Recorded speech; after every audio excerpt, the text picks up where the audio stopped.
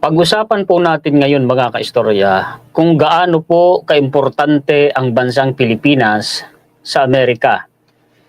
Alam niyo po mga kaistorya, i-emphasize natin ngayon kung gaano kahalaga ang foreign policy ni PBBM sa sitwasyon ngayon para po mapanatili ang seguridad at kapayapaan sa rehiyon po ng Southeast Asia. Ako personal masasabi ko na kung ang pag-uusapan ngayon ay geopolitics mga kaistorya sa bandang Asia, Southeast Asia, ang Pilipinas ang number one na asset ng Amerika sa buong mundo. Para sa akin, hindi ang Japan. Actually kasi, yung pinakamalaking naval base ng Amerika sa Pasipiko, nandito yan sa Pilipinas noon. Inilipat lang po sa Japan. Napilitan kasi no choice eh. Second choice lang nila ang Japan. Kasi pinalayas po dito sa Pilipinas, panahon po ni Ramos, kung hindi ako nagkakamal. Hindi po yung Cory Aquino, Ramos. Ano po, mga kaistorya. Ngayon, nakikita natin kung gaano na lang ang ginagawang panunuyo ng Amerika sa Pilipinas. Hindi lang po ito dahil sa usapin po ng China, ng Amerika, at ng Pilipinas. Alam natin, nagbabanggaan ang Amerika at saka po ang China.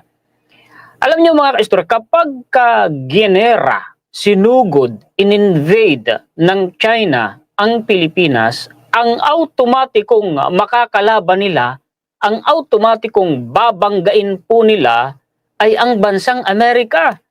Amerika po ang lalaban sa China para sa Pilipinas. Maraming beses na po yung pinagdiinan po ng Amerika. Panahon pa ng nakarang presidente nila hanggang ngayong panahon ni Donald Trump. Alam niyo ba ang Pilipinas ay tinawag ni Donald Trump na militarily prime peace, pinaka-importante mga kaistorya. Totoo po yun. Sabi nga ni PBBM, nung panahon ng presidential election, ang Pilipinas kung pag-uusapan ay geopolitics, sa panahon ngayon, nasa sentro po tayo mga kaistorya ng mundo. Kapag tiningnan mo nga naman sa flat map, nasa itaas natin ang Asia, China, Europe, Russia, no? Sa kaliwa natin, nandyan ang Africa, ang India. Sa kanan natin, nandyan po mga kaistorya, ang Japan, ang Taiwan, no? At farther west, nandun pa ang Amerika. Sa ibaba naman natin, nandyan ang bansang Australia. Yun siguro ang dahilan, kaya natawag ni PBBM na ang Pilipinas nasa sentro ng mundo. Ito pa, pag-uusapan natin, geopolitics, mga kaistorya, at seguridad, ano? At usaping militar. Magpapakita ako sa inyo ngayon ng mga references. Dito natin makikita kung gaano kaimportante ang bansang Pilipinas sa Amerika at kung gaano kaimportante ang bansa natin, ang foreign policy ni Presidente BBM sa pagpapanatili po ng kapayapaan at seguridad. Ano, mga kaistorya, hindi ito dahil sa may away ang Amerika at ang China, hindi ito dahil sa ganito o ganyan na sinasabi ng mga pro-China, hindi yung ganon. Ang sabi dito, ito po ay CBS News Ito interview nila ito mismo kay Secretary Gibo Teodoro at saka po sa isang mataas na opisyal ng kung hindi ako nagkakamali, si Powell ang binabanggit dito. Ayaw ko nang basahin ito ng buo kasi ayaw ko pong maging boring para sa inyo, no? Kasi gawin na lang nating buod. Sinasabi po dito mga kaistorya, no, na oras na akatakihin ng China ang Pilipinas, ang magiging mangyayari dito ay clash of superpowers. Labanan na ito ng mga superpowers, China at Amerika ang binabanggit. Bakit? Kasi po mga kaistorya, dahil sa Mutual Defense Treaty ng Pilipinas at saka po ng Amerika, yan ang sinasabi dyan mga kaistorya. Dati ang usapin lamang kapag military conflict, ang napag-uusapan lagi ay yung pag-invade ng China sa Taiwan. Pero ngayon, sa nangyayari ngayon, kumbaga mga kaistorya, nasa highlight na ang Pilipinas.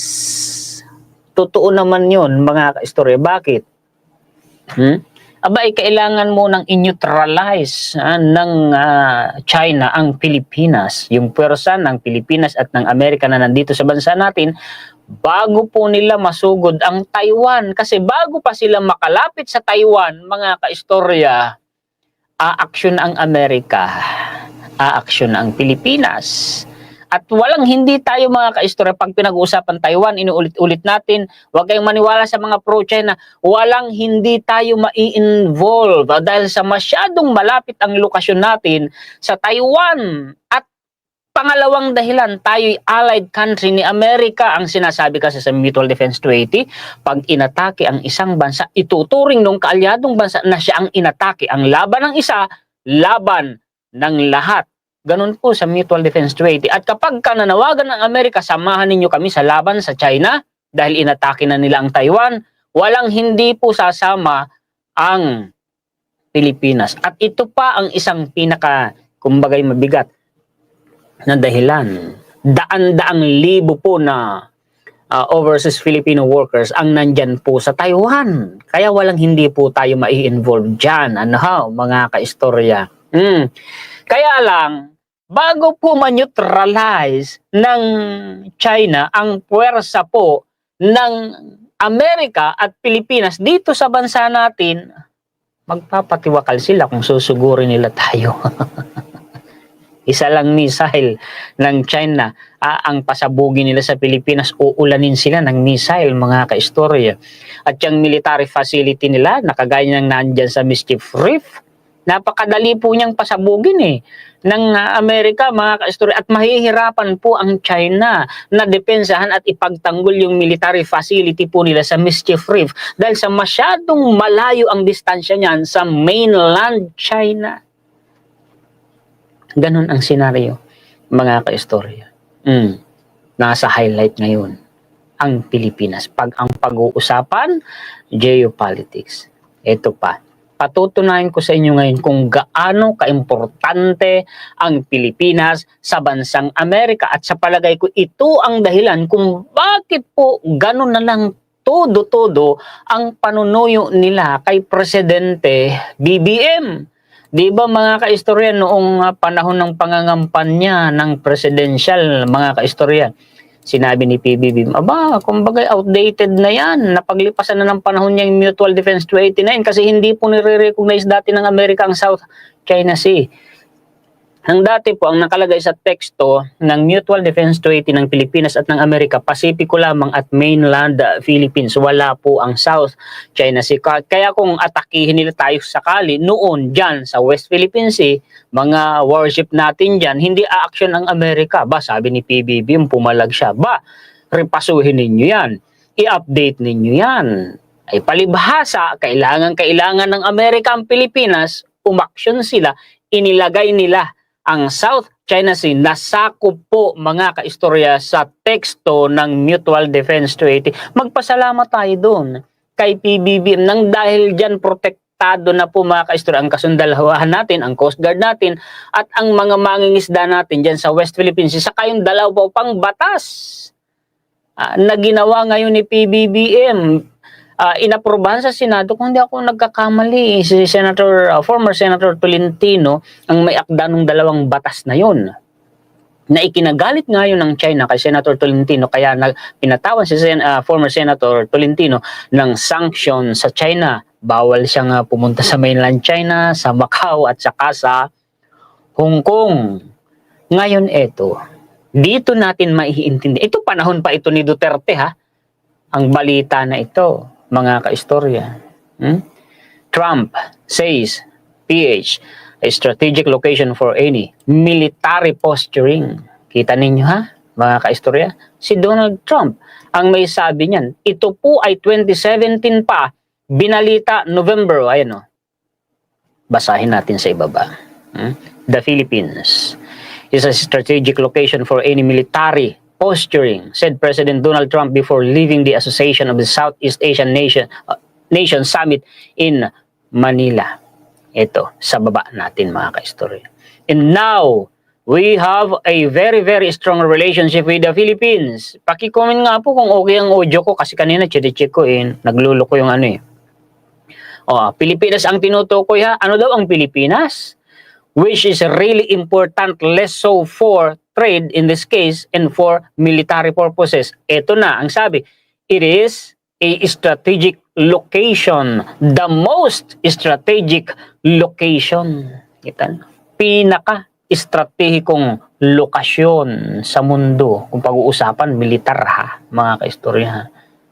Ang Pilipinas. Ganyan daw po kaimportante ang Pilipinas. Kaya pala hindi magawang bitawan ng Amerika ang Pilipinas. Ito pa Trump, itinulad pa tayo ha, ang Pilipinas sa isang prime piece of real estate.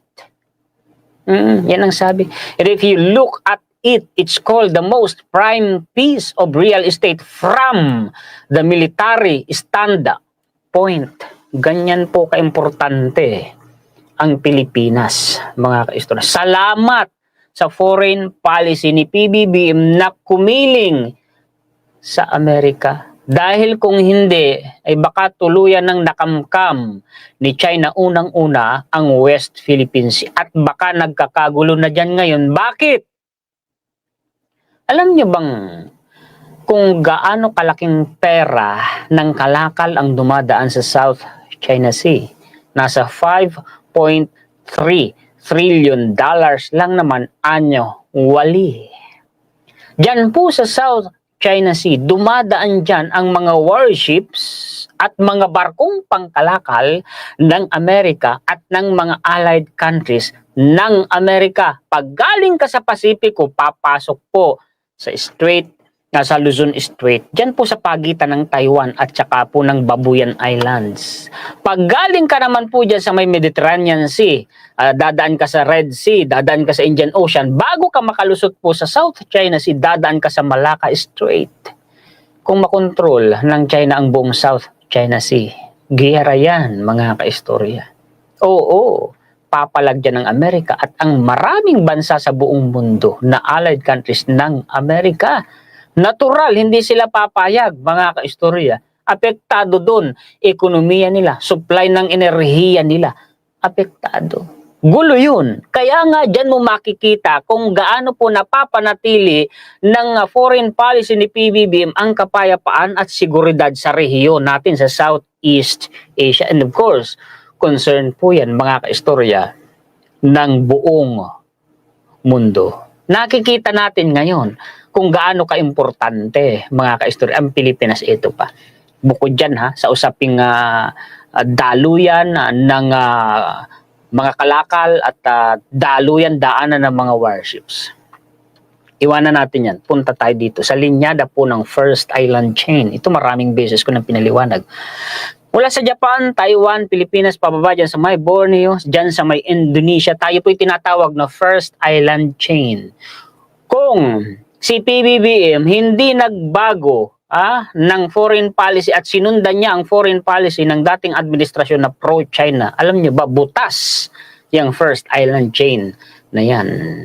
Pagbutas ang First Island Chain, mga kaistorya, mas malapit sa kaguluhan ang mundo. Mas malapit sa digmaan ang mundo. Bakit? Hindi naman papayag ang Amerika at mga allied countries, mga kaistorya, na madodominate ng China. Ito pong First Island Chain. Alam nyo, matagal ng target ng China na wasakin at sirain ang First Island Chain kasi barikada po yan para malaya silang makapaglabas-pasok mula sa South China Sea papuntang Pasipiko. At dahil sa First Island Chain na yan, mga kaistorya, nakukulob ang China sa South China Sea. Hindi sila makagalaw ng malaya, lalo na sa panahon ng digmaan, nakukulong sila at nahaharangan sila. Lahat po yung nakahiliran na yun na bansa sa First Island Chain, mga allied countries ng Amerika. Kaya gustong-gustong wasakin yan ng China. At eto pa ang pinaka-estratehikong lokasyon sa First Island Chain, alam nyo bang sakop ng Pilipinas? Yun po ang Luzon Strait. Bakit? Tinatawag po yun na choke point. Kung ang presidente ngayon pro-China, o anong mangyayari ngayon, mga kaistorya, di po ba? Eto pa, kung bakit importante ang Pilipinas sa bansang Amerika, mga kaistorya, alisin mo ang Pilipinas sa First Island Chain. butas na yung first island chain. Madali nang masasalubong ng China ang pwersa ng Amerika na papasok sa South China Sea galing sa West Pacific. Kumbaga, gate tayo, mga kaistorya. Protection tayo ng Amerika. Ganyan kaimportante po ang bansa natin sa Amerika, mga kaistorya. Hindi naiintindihan na natin ngayon, mga kaistorya, kung gaano kaimportante ang bansa natin. Pakisuportahan po pala mga kaistorya, ito si Bulabog po. Bulabog PH, isang bagong pro-government vlogger na makakatulong natin sa pagtatanggol at pagsuporta po sa ating gobyerno. Pakisubscribe niyo po mga kaistorya. At least po, panoorin nyo ang kanyang content kung magsusubscribe kayo. Kasi kung magsusubscribe lang po kayo at hindi naman kayo manonood, later on ay tatanggalin po ni YouTube ang subscription ninyo kay Bulabog PH. Kasi yun po ang role ni YouTube, ituturing niya po yun na spam. So hanggang dyan lang mga kaistorya. Actually, mahaba na nga yung 40 minutes na paglalay ko kasi hindi ako dapat nagsasalita ng matagal kasi ang aking lalamunan ay sumasakit pag nagsasalita po ako ng matagal, mga kaistorya. Kaya kung mapapansin niyo, maiksi lang yung content ko ngayon o even my live streams. Iba nga, 30 minutes, mahaba na yun para sa akin. Mga kaistorya. Paki-share pa at paki-like. At sa mga bagong viewers natin, kung gusto po ninyo ang ganitong klase po ng content, ay inaanyayahan ko kayong mag-subscribe sa akin pong YouTube channel. Maraming salamat po sa inyong lahat. Shoutout po sa inyong lahat ng mga sulit kaistorya sa buong mundo. Mabuhay po kayo. Nagpapasalamat tayo higit kanino man sa atin pong Panginoon. Muli ako po si Juan Historiador, ang tagakwento ng totoong istorya ng kasaysayan na nagmamalasakit sa kapwa ko Pilipino at nagmamahal sa bayang ito ang bansang Pilipinas.